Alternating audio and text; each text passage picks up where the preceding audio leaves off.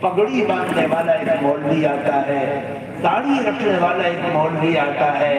امامت کرنے والا ایک شخص آتا ہے، دعوت دینے والا ایک شخص آتا ہے، احکام بتلانے والا ایک شخص آتا ہے، مسائل بتلانے والا ایک شخص آتا ہے۔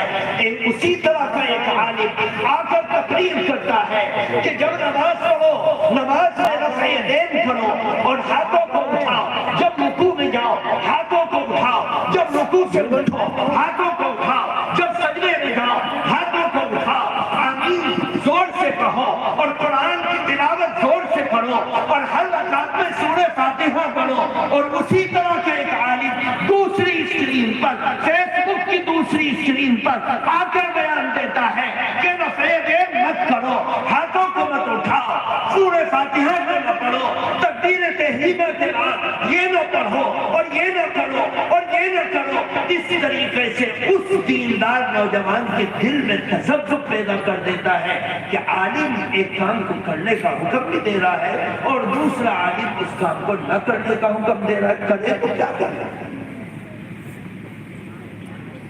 یہ بتلانے والا رفع یدین کا، نمازوں میں ہاتھ کھڑا کرنے والے، حکم دینے والا بھی کہتا ہے کہ بخاری میں لو دیکھو میں دکھلاتا ہوں،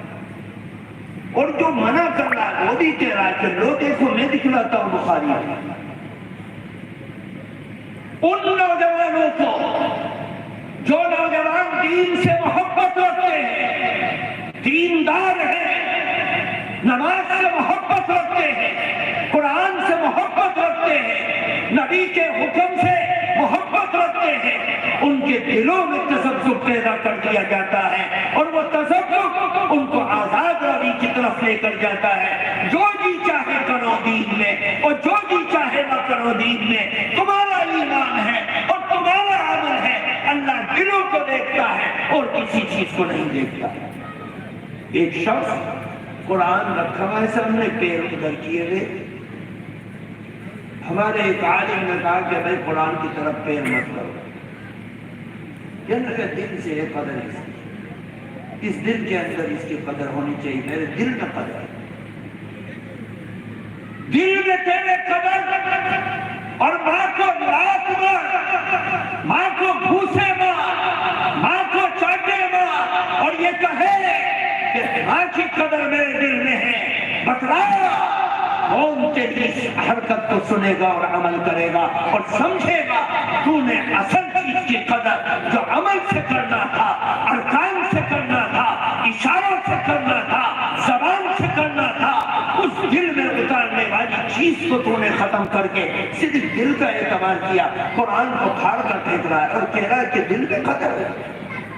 ماں کو چاٹے مار رہا ہے اور کہہ رہا ہے دل سے محبت کرتا ہوں، تو جھوٹا ہے اپنے دعوے کی۔ میرے بزرگوں دوستو، اسلام کا اصول یاد رکھو، یہ ٹی وی کی اسکرین پر جو اسلام کی غلط ترجمانی کرنے والے ہیں، جو ڈیبیٹ میں بیٹھ کر اسلام کی ٹوپی کو اکھاڑتے ہیں اور پھینکتے ہیں، جو موبائلوں کی اسکرین پر پگڑی لگا کر، داڑھی رکھ کر اسلام کی غلط ترجمانی کر کے لوگوں کو ایمان سے بھگاتے ہیں، عمل سے بھٹکاتے ہیں، یاد رکھو اسلام کا اصول یاد رکھو، اسلام ایک دن میں نہیں آیا،